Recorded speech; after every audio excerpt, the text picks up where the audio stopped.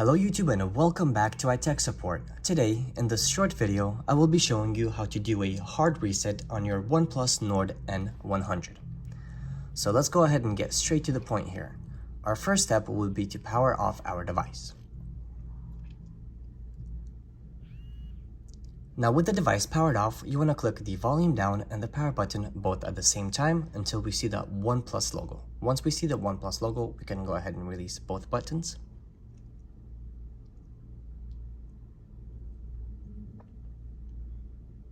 From here, you want to click on the proper language, wipe data and cache, erase everything, continue. Once all that is complete, you can go ahead and click reboot and your device will reboot without any of your personal information on it.